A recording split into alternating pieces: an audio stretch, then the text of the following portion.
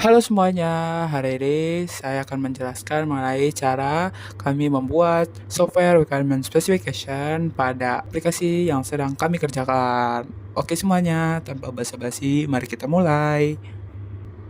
Oke, kita menuju bagian pertama, yaitu introduction. Di bagian ini ada purpose, document convention, intended audience, reading suggestion, dan product scope. Nah, di bagian ini yang pertama itu ada purpose ya, atau tujuan kita. Nah, di purpose ini kita bisa menjelaskan tujuan-tujuan kita dalam pembuatan software ini. Bisa tujuan utama kita, harapan kita melalui software ini, dan menjelaskan tujuan kalian membuat dokumen itu untuk apa. Selanjutnya ada dokumen convention. Nah, di bagian ini kalian jelaskan nih dokumen ini formatnya bagaimana. Dan yang ketiga itu ada intended audience reading suggestion. Di bagian ini kalian jelaskan nih pihak-pihak mana yang berhak menggunakan software ini. Dan yang terakhir ada product scope, yaitu menjelaskan scope dari produk aplikasi yang kalian jalankan ini. Kita lanjut pada bagian yang kedua. Atau overall description, yang pertama itu ada product perspective. Di sini kalian menjelaskan perspektif dari produk yang sedang kalian jalankan. Nah, selanjutnya ada product function. Product function ini kalian jelaskan nih fungsi produk kalian ini apa. Selanjutnya itu ada user class and characteristic. Nah, di sini kalian menjelaskan karakteristik dari aktor-aktornya, dari fungsinya, dan hak-hak mereka. Selanjutnya itu ada operating environment. Nah, di operating environment ini kalian jelaskan nih operasi dijalankan dari lingkungan sistem gimana gitu. Dari OS-nya itu bisa apa aja gitu, atau jaringannya itu bisa offline, online, dan perangkat kerasnya itu apa. Selanjutnya ada design and implementation constraints. Di sini tuh kalian bisa menjelaskan spesifikasi dari aplikasi yang kalian buat itu, dari masa pengembangannya, database-nya, model arsitektur sistemnya, dan lain-lain. Selanjutnya user documentation. Di sini kalian akan melampirkan dokumentasi dari aplikasi kalian ini. Dan yang terakhir itu ada assumption dan dependency. Di sini kalian akan menjelaskan dependensinya. Lanjut ke bagian 3. Di bagian 3 kalian akan menjelaskan external interface requirement. Jadi di sini kalian menjelaskan interface-nya dari user, hardware, software, dan communication interface-nya. Nah, di sini kalian deskripsikan tiap-tiap itu bagian-bagiannya. Oke, lanjut lagi ke bagian 4. Lanjut ke bagian yang keempat. Pada bagian ini akan menampilkan fitur sistem yang akan diimplementasikan.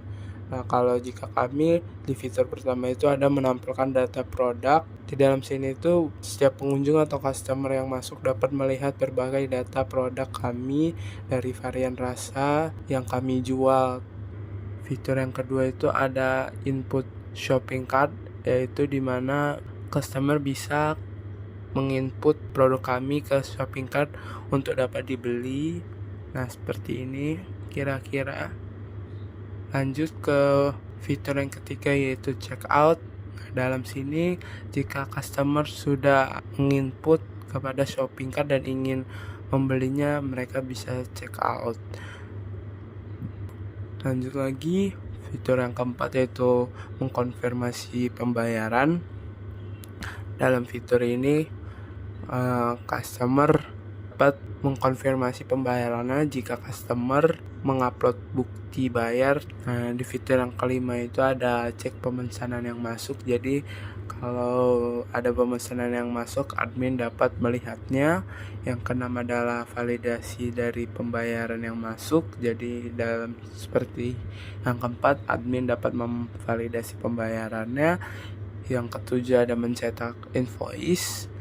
Jadi sistem akan mencetak invoice untuk pengunjung atau customer.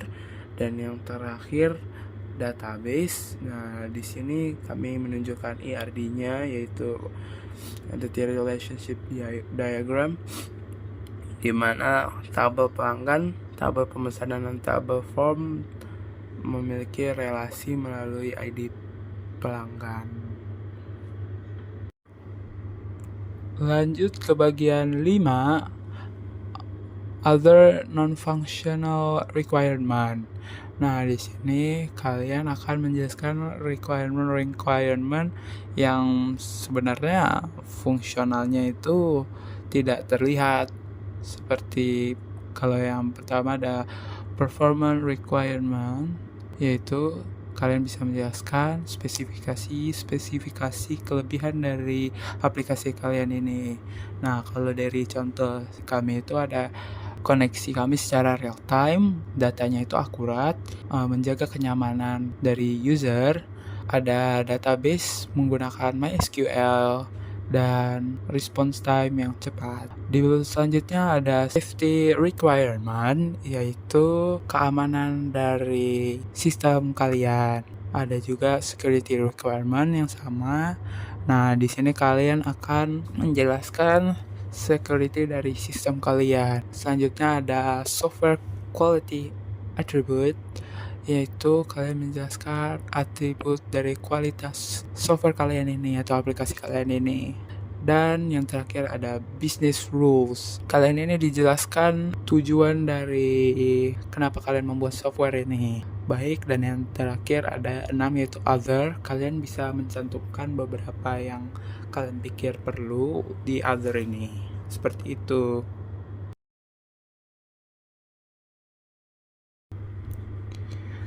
Oke, baik semuanya. Terima kasih telah menonton video saya. Terima kasih. Dadah.